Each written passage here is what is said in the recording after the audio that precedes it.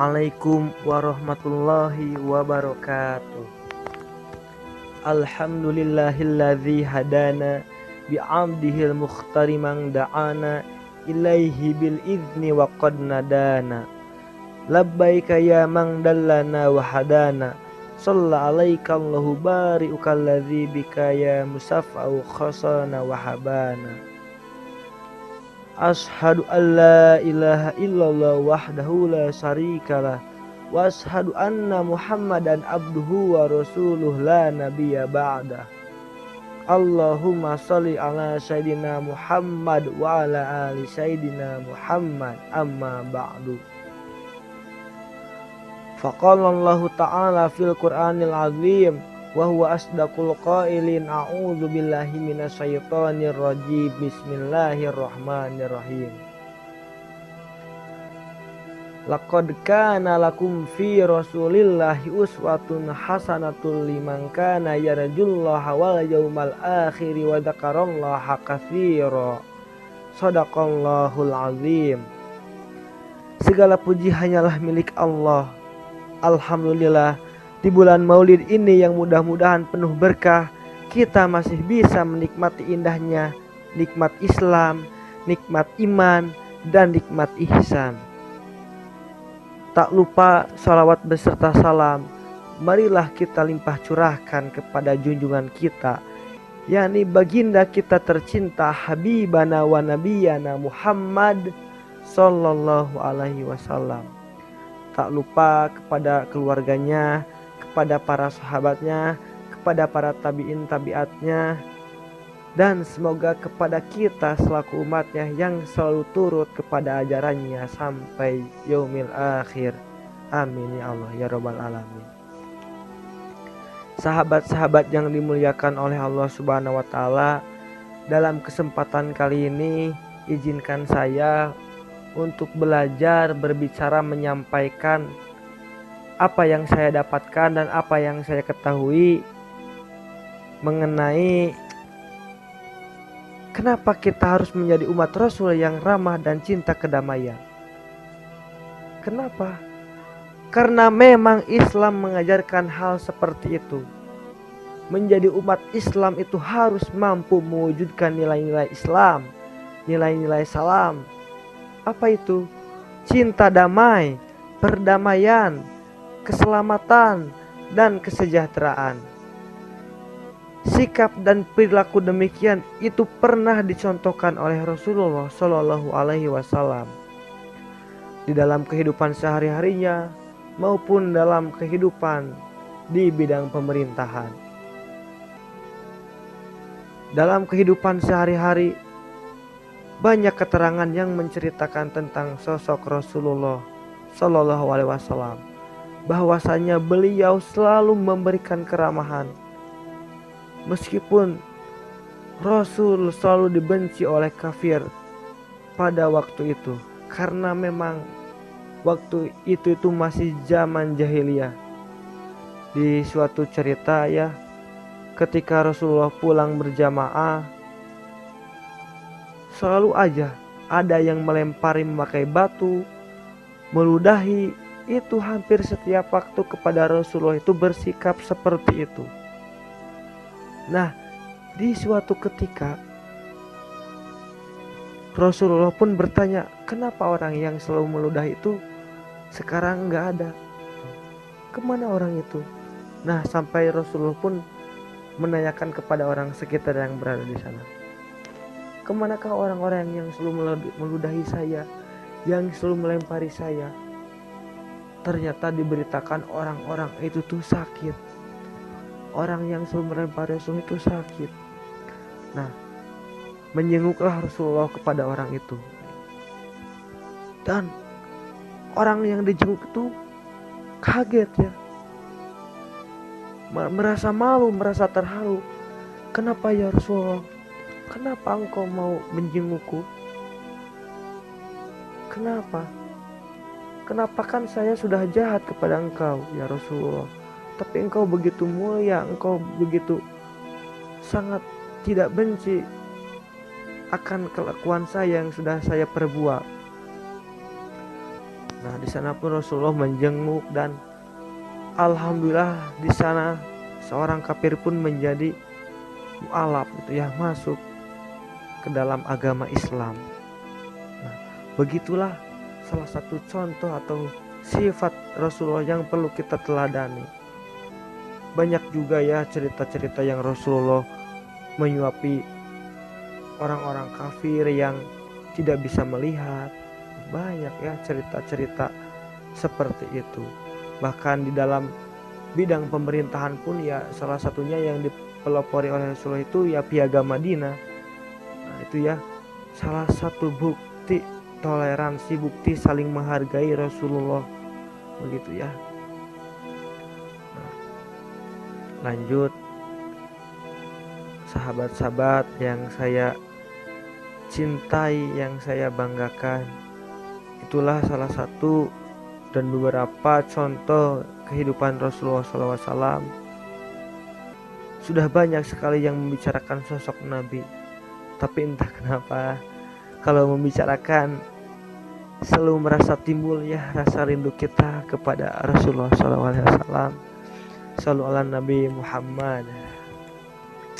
Berbicara tentang toleransi, berbicara tentang perdamaian, tentu kita tak pernah lepas di dalam kehidupan sehari-hari kita, terutama kita yang berada di negara Kesatuan Republik Indonesia.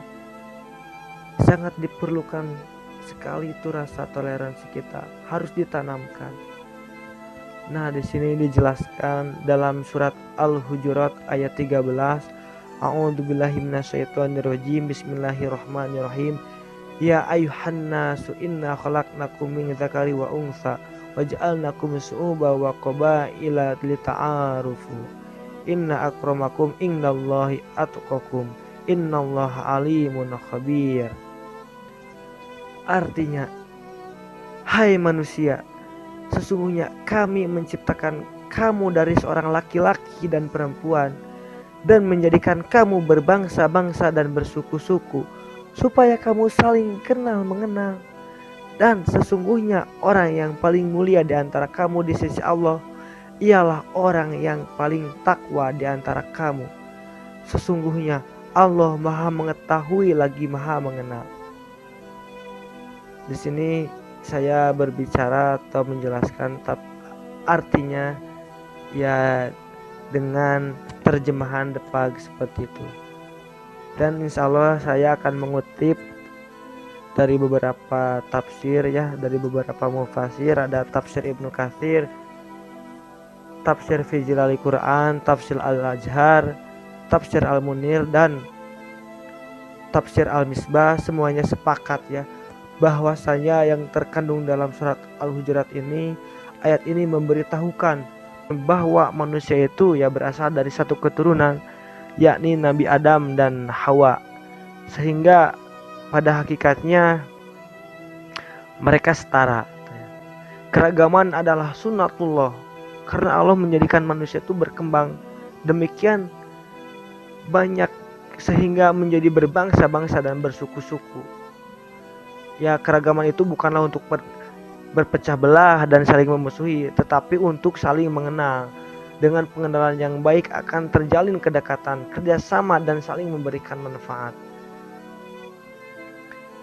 Seluruh manusia setara di hadapan Allah Subhanahu wa Ta'ala. Yang membedakan adalah ketakwaan dan amal ibadahnya yang dilakukan dalam kehidupan sehari-hari ketika berada di dunia. Ya, manusia yang paling mulia di sisi Allah adalah yang paling bertakwa. Allah Maha mengetahui segala hal yang dilakukan oleh manusia, termasuk bagaimana tingkat ketakwaan mereka dan bagaimana sikap mereka terhadap manusia lainnya, khususnya terkait keragaman. Ayat ini tuh memang benar-benar mengajarkan kesetaraan, toleransi, dan kerjasama serta menghapus diskriminasi. Begitu ya. Karena perlu kita ketahui bahwasanya dalam kehidupan sehari-hari kita tuh memiliki 3 hubungan. Apa? Yang pertama, hablum minallah, hubungan kita dengan Allah gitu ya. Hablum minan nas, hubungan kita dengan manusia, dan hablum minal alam. Nah, yang perlu kita Nah, yang perlu kita garis bawahi ya yang dua ini kalau memang kita ingin berbicara tentang perdamaian dan toleransi. Kenapa? Karena memang jelas ya hablum minallah itu hubungan kita dengan Allah. Peribadahan kita ya terkhusus ibadah mahdoh gitu ya. Seperti yang sudah dilaksanakan oleh kita setiap hari gitu. Nah, di sini yang mengenai toleransi atau perdamaian ya tentunya hablum minannas. Kenapa? Karena ini sangat berkaitan ya hubungan kita dengan manusia yang lain. Nah, di dalam Islam kita sendiri mengenal bahwasanya kita ada 3 konsep ukhuwah. Yang pertama ukhuwah Islamiyah, yang kedua ukhuwah watoniyah, dan yang ketiga ukhuwah insaniyah atau ukhuwah basyariyah. Apa itu ukhuwah Islamiyah? Nah, ukhuwah Islamiyah ini adalah persaudaraan sesama umat Islam, sesama muslim. Tentu sudah jelas kita seiman, seislam, tentu harus bersaudara. Tidak ada terpecah belah, tidak ada. Bahkan banyak keterangan yang membicarakan bahwasanya Islam muslim yang satu dengan muslim yang lainnya itu bersaudara. Kalau muslim yang satu merasa sakit, yang lainnya juga merasa sakit. Begitu ya.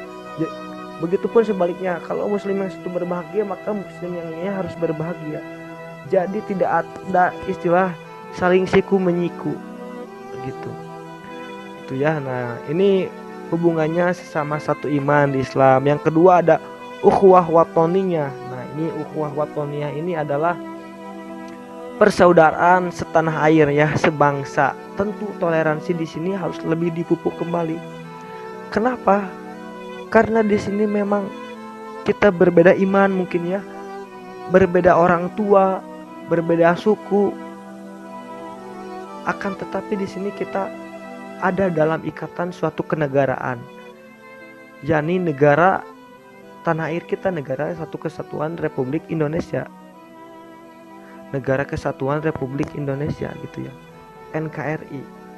Nah, bahkan ada salah satu keterangan ya atau apa ya, kata-kata mutiara dari resolusi jihad Kiai Haji Hasyim Asy'ari gitu ya. Pada waktu itu tuh hubul waton minal iman, cinta tanah air itu sebagian dari iman. Kenapa? Karena memang jika kita saling perpecahan, kita saling menjatuhkan, membenci, menyalahkan dalam persaudaraan setanah air, kita saling menyalahkan, ya kita tidak akan tentram di dalam negara ini. Bahkan mungkin bisa saling peperangan ya. Gitu. Nah, di sini terjadi apa? Terjadi permasalahan yang akan menimbulkan tidak adanya kenyamanan dalam beribadah. Nah, makanya di sini adanya ukhuwah watoniyah gitu ya, persaudaraan setanah air dan sebangsa. Alhamdulillah Indonesia memiliki apa? Memiliki dasar negara yakni Pancasila, Bhinneka Tunggal Ika. Alhamdulillah, karena memang negara yang kompleks ini tuh membutuhkan rasa toleransi yang sangat besar. Jika tidak ada rasa toleransi ya mungkin sedikit berbeda tuh ya akan terpecah. Kan sudah mengetahui kita bahwasanya Islam itu melarang tuh perpecahan bukan perbedaan. Perbedaan itu sunatullah gitu ya. Nah, terus yang terakhir ada ukhuwah basyariyah. Nah, atau ukhuwah insaniyah. Ukhuwah insaniyah ini adalah salah satu persaudaraan yang ruang lingkupnya tuh sangat luas sekali. Tidak ada sekat, tidak ada batasan dimanapun berada ya, dimanapun tempatnya, apapun sukunya, apapun agamanya. Yang penting kita sesama manusia ya. Jika kembali lagi tadi kita tuh satu keturunan dari Adam dan Hawa, ya kita berarti satu saudara. Begitu ya. Tidak ada saling menyalahkan, tidak ada saling menjustifikasi. Tapi di sini kita sesama manusia itu tentu harus menjunjung tinggi hak-hak kemanusiaan, nilai-nilai kemanusiaan. Jika memang mau menolong itu tak usah tanya dulu agamanya. Ya, begitu kata Kiai Haji Abdurrahman Wahid atau biasa disapa Gus Dur, bahwasanya kalau menolong itu Jangan tanya dulu agamanya. Selagi Anda bisa banyak menolong, ya tolonglah tanpa melihat sukunya apa, agamanya apa. Insya Allah itu akan menjadi amal ibadah bagi kita semua, amal jariah bagi kita semua. Mungkin itu ya tadi yang dikatakan dalam konsep ukhuwah. Ada 3, ukhuwah Islamiyah, ukhuwah watoniyah, dan ukhuwah basariyah. Nah terus yang terakhir ada tadi hablum minallah, hablum minannas. Terus yang terakhir ada hablum minal alam. Nah ini yang perlu kita perhatikan juga, hubungan kita manusia dengan alam. Tentu ya, dengan segala alam kita harus ada hubungannya, bersama tumbuhan, bersama lingkungan, hewan. Kita juga harus memikirkan ya, hak-hak tumbuhan, hak-hak hewan. Mereka juga memiliki hak. Kita sebagai manusia yang memiliki otak, yang memiliki pikiran, tentu harus mengurusi semua itu. Karena kita itu hidup tidak akan bisa berpisah dengan alam, dengan tumbuhan yang begitu banyak kontribusinya bagi kita semua. Jika kita merusak alam, merusak lingkungan, tentu itu akan ada dampaknya bagi kita semua. Makanya disinilah harus menanamkan rasa perdamaian kita, rasa toleransi kita dengan siapapun, dimanapun, tanpa ada sekat-sekat, gitu ya. Nah, tapi tetap kita sebagai umat Islam harus punya pegangan ya dalam Islam, karena memang lakum dinukum waliyadin itu harus bisa kita terapkan ya. Tidak ada paksaan dalam agama Islam, tapi kita juga tidak ada paksaan juga, atau tidak boleh mencoba-coba untuk melaksanakan atau mempercayai dalam bidang akidah ini, tapi kita hanya dalam bidang sosial saja, begitu ya. Sosial, tidak ada dalam bidang akidah. Itu ya. Mungkin itu saja yang bisa saya sampaikan. Mudah-mudahan bisa bermanfaat, khususnya untuk saya pribadi dan umumnya untuk kita semua. Mudah-mudahan di bulan Maulud ini kita juga bisa memperbanyak sholawat, karena memang merealisasikan rasa cinta kita, rasa rindu kita kepada Rasulullah SAW tidak lain dan tidak bukan. Yang pertama ya bersolawat setidaknya setiap hari ya, tidak lepas dari yang namanya solawat. Terus kita harus bisa menjalankan sunat-sunatnya, begitu ya, yang masya Allah begitu banyak fadilah dan hikmahnya. Kita harus bisa mengikuti jejak-jejak Rasulullah SAW. Itu saja yang bisa saya sampaikan. Mohon maaf bila banyak kesalahan. Wallahul muwafiq ila aqwamit thoriq. Wassalamualaikum warahmatullahi wabarakatuh.